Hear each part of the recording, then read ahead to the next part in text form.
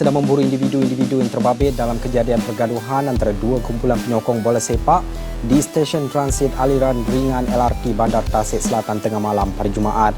Ketua Polis Kuala Lumpur, Dato' Rusdi Muhammad Isa berkata, setakat Sabtu tiada sebarang tangkapan yang dibuat.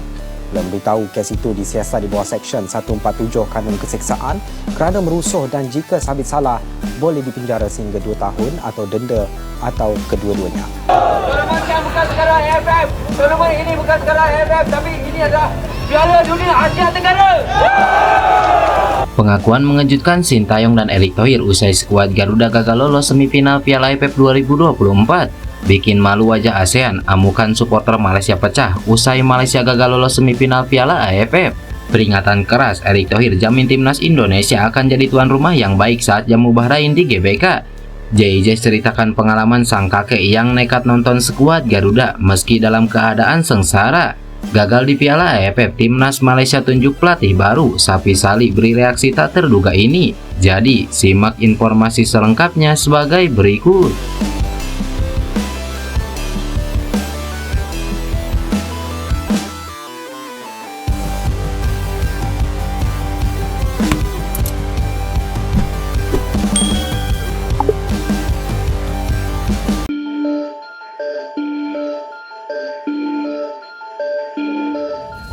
Sebagaimana yang diketahui, timnas Indonesia baru saja menelan kekalahan di pertandingan terakhir grup B Piala AFF 2024 menjamu timnas Filipina di Solo. Skuad Garuda tumbang dengan skor 1-0. Di laga kali ini, timnas Indonesia memang mengalami situasi yang sulit. Pasalnya sejak akhir babak pertama, skuad Garuda bermain dengan 10 pemain akibat kartu merah yang didapatkan Muhammad Ferrari. Sintayong mengakui bahwa kartu merah Ferrari berdampak besar pada laga ini. Ia menyebut segalanya jadi sulit bagi skuad Garuda usai kartu merah tersebut. Dalam konferensi persnya seusai laga, Sintayong menyebut bahwa kartu merah Ferrari itu jadi salah satu momen pembeda di laga ini. Ia menilai bermain dengan 10 pemain dalam periode yang lama bukan perkara yang mudah yang harus ditanggung oleh skuad Garuda. Tak hanya itu, pada kesempatan yang sama, Sintayong juga mengkritik performa para penyerang di laga ini. Ia menilai para penyerang skuad Garuda tampil di bawah rata-rata sehingga mereka gagal mencetak 1 gol pun di partai ini. Ya, saya kecewa dengan kartu merah itu karena Marcelino mendapatkan kartu merah saat menghadapi Laos dan itu membuat jalannya pertandingan jadi sulit. Hari ini juga sama, Ferrari juga mendapatkan kartu merah dan pertandingan jadi lebih sulit.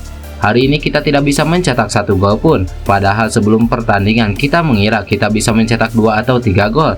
Namun karena kartu merah ini membuat segalanya jadi sulit, ungkap Sintayong kepada awak media. Di sisi lain, Ketua Umum PSSI Erick Thohir bakal melakukan evaluasi buntut kegagalan Garuda lolos ke semifinal Piala AFF 2024, baik terhadap timnas Indonesia maupun pelatihnya yakni Sintayong. Erick Thohir mengklaim bahwa meski berkekuatan pemain U22 dengan beberapa di antaranya bermain abroad, timnas Indonesia semestinya bisa melaju ke 4 besar Piala AFF 2024.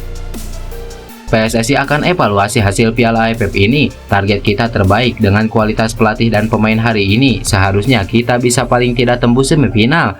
Paling tidak kita bisa menang melawan timnas Myanmar dan Laos dan memastikan kelolosan ke semifinal Piala AFF 2024 melawan Filipina. Jika kita tidak berhasil menang, paling tidak kita sudah berikan yang terbaik dan berjuang maksimal. Kami akan evaluasi menyeluruh turnamen Piala AFF 2024. Jelas Erick Thohir.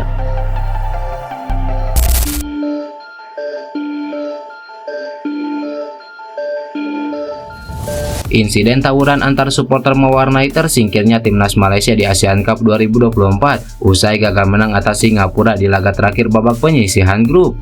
Bertanding di markas sendiri Stadion Bukit Jalil, laga Malaysia melawan Singapura disaksikan 30.000 supporter Harimau Malaya. Sayangnya dukungan penuh untuk tuan rumah itu tidak berbanding lurus dengan harapan mereka. Malaysia tak sanggup mengalahkan Singapura. Meski mendominasi jalannya pertandingan selama 90 menit waktu normal ditambah 5 menit tambahan waktu, namun tak kunjung membuahkan gol bagi masing-masing kubu. Tuan rumah pun harus puas dengan hasil imbang tanpa gol melawan Singapura, sekaligus menerima nasib tersingkir di ASEAN Cup 2024. Hasil pertandingan itu ternyata berbuntut panjang. Sejumlah kelompok supporter Malaysia mengamuk karena tak terima timnas mereka terhenti di babak penyisihan grup.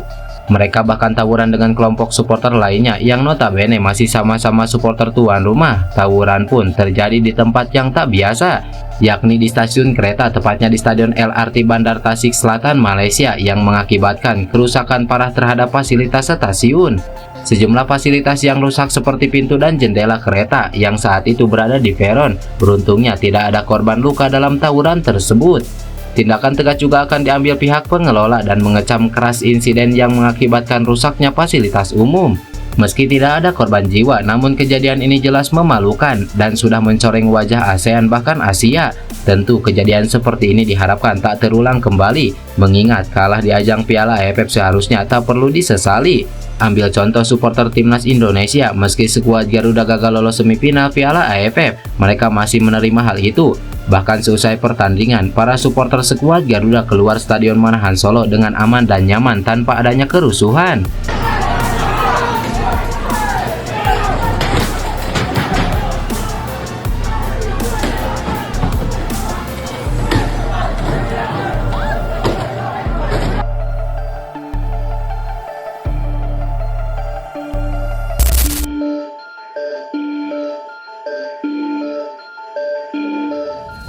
Ketua Umum PSSI Erick Thohir memberikan jaminan timnas Indonesia akan menjadi tuan rumah yang baik untuk Bahrain dalam lanjutan putaran ketiga kualifikasi Piala Dunia 2026. Ya, timnas Indonesia dijadwalkan bakal menjamu Bahrain pada 25 Maret 2025 di Stadion Utama Gelora Bung Karno, Jakarta dalam laga ke-7 putaran ketiga grup C kualifikasi Piala Dunia. Erick Thohir telah mendapatkan kepastian dari AFC usai melakukan pertemuan dengan Sekjen AFC Datuk Windsor di Qatar pada beberapa waktu lalu. Timnas Indonesia tetap akan bermain di kandangnya untuk menghadapi Bahrain. Erick Thohir menyatakan infrastruktur keamanan yang ketat tetap akan diberlakukan ketika timnas Indonesia bentrok dengan Bahrain, yaitu penggunaan 103 CCTV DSU GBK dan Garuda ID untuk penonton.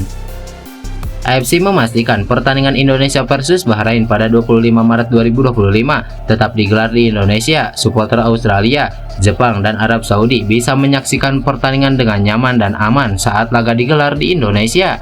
Kami juga sudah meningkatkan pelayanan dan keamanan untuk penonton dengan menambah 103 CCTV dan penggunaan Garuda ID untuk setiap penonton. Jadi, kami siap jadi tuan rumah yang baik untuk pertandingan kandang selanjutnya, ungkap Erick Thohir. Iya, sebelumnya Federasi Sepak Bola Bahrain sempat menolak untuk bermain di Indonesia untuk melawan timnas Indonesia. Saat itu FA Bahrain mengaku terus mendapatkan teror dari pendukung timnas Indonesia. Teror itu berupa ancaman pembunuhan. Kejadian itu terjadi usai Bahrain mengimbangi timnas Indonesia 2-2 di Bahrain National Stadium.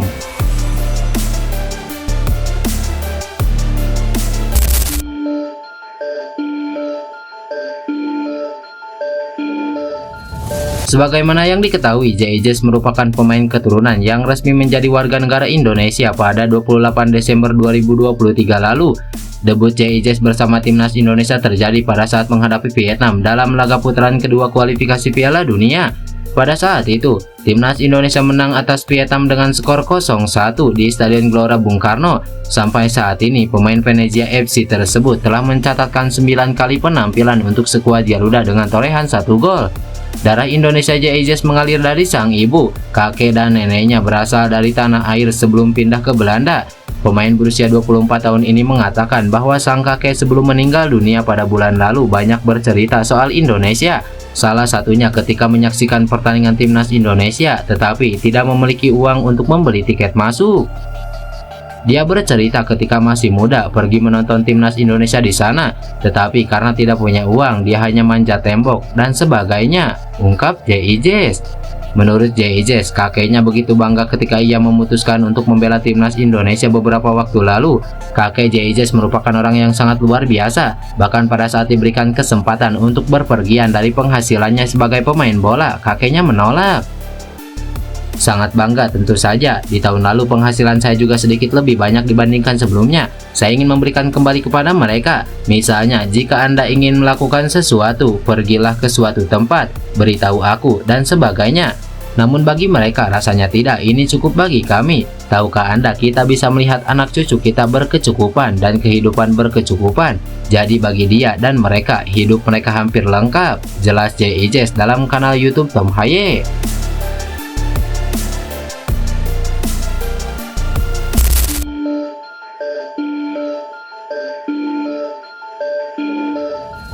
Klub Liga Inggris milik Erick Thohir yakni Oxford United membuat kejutan jelang bursa transfer musim dingin dengan memecat pelatih kepala mereka yakni Des Buckingham. Dilansir dari laman resmi klub disebutkan bahwa Oxford United resmi berpisah dengan Des Buckingham yang telah bergabung sejak November 2023 lalu. Meski berhasil membawa Oxford United promosi ke Ligue 1 musim ini, namun dalam beberapa laga terakhir, Des Buckingham gagal memberikan kemenangan buat The Ox. Tercatat, Des Buckingham hanya bisa mencatatkan 1 kemenangan dan menelan 8 kekalahan dari 15 laga terakhir dan terdampar di posisi 20 dari 24 tim di klasemen sementara. Setelah berpisah dengan Des Buckingham, manajemen Oxford United pun resmi menunjuk Gary Rowett sebagai pelatih baru di sisa musim ini. Keputusan Oxford United menunjuk Gary Rowett sebagai pengganti lantaran sang pelatih punya jam terbang yang cukup baik di kompetisi Liga Inggris. Dengan kepastian ini, maka Marcelino Ferdinand yang merupakan pemain Indonesia yang baru didatangkan Oxford United musim ini dipastikan bakal memiliki pelatih baru setelah membela skuad Garuda di Piala AFF.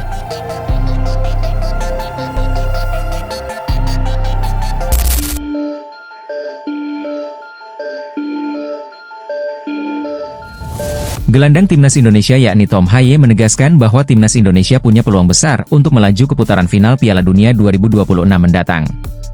Saat ini, timnas Indonesia berjuang di babak ketiga kualifikasi Piala Dunia 2026. Skuad Garuda berada di posisi ketiga klasemen sementara dengan perolehan 6 poin. Peluang anak asuh Shin Tae-yong pun masih terbuka lebar. Sebab, ada 4 pertandingan tersisa melawan Australia, Bahrain, Cina, dan Jepang. Ditarik ke belakang, kans tim Merah Putih ke Piala Dunia 2026 kembali terbuka setelah menang dengan skor 2-0 atas Arab Saudi. Dalam laga melawan Arab Saudi, Tom Haye punya perasaan kuat bahwa timnya akan menang. Sebab, ia telah memperhitungkannya saat bertanding. Saya merasa seperti membangun permainan dan keseluruhan pertandingan, seperti kami akan menang, tapi kami menang dengan cara tertentu. Kami bertarung, kami lebih kuat, kami pantas menang. Rasanya ini adalah momen kamu untuk memberi sinyal kepada semua orang bahwa kami masih di sini. Dan saya pikir dengan penonton dan tim, Anda mungkin melihat kami mendapat kekalahan dari laga sebelumnya versus Jepang.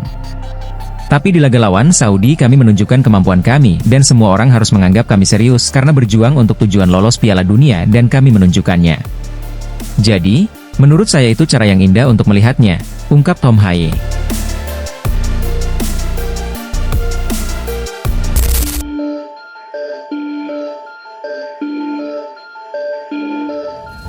Legenda timnas Malaysia Safei Salih bereaksi usai Asosiasi Sepak Bola Malaysia usai menunjuk Peter Klamovski sebagai pelatih kepala tim Harimau Malaya. Ya, FAM resmi mengumumkan Peter Klamovski sebagai pelatih baru timnas Malaysia. Dia akan mulai bekerja pada 1 Januari 2025 mendatang. Penunjukan Klamovski mendapat apresiasi dari Safei Salih. Menurut mantan pemain Pelita Jaya itu, pemilihan pelatih kali ini dilakukan secara mendalam dan detail oleh FAM karena ini bukan tugas mudah. Safei Salih berharap di bawah kepemimpinan pelatih Peter Klamovski timnas Malaysia bisa masuk ke peringkat 100 besar dunia. Dia punya pengalaman yang sangat bagus dan saya berharap dengan pengalaman yang dimilikinya dia bisa menerjemahkan segala upaya untuk memperbaiki yang ada di tim Harimau Malaya. Pastinya kita ingin melihat target masuk 100 besar peringkat dunia tercapai. Bantuan dari FAM seperti yang diumumkan kemarin memang bagus dan ini merupakan langkah maju menuju era Harimau Muda yang lebih baik, ungkap Safei Salih kepada Berita Harian. Safei Salih juga berpesan kepada pelatih ini, agar bisa bekerja sama dengan baik sehingga tercipta kesinambungan dari tim junior dan senior.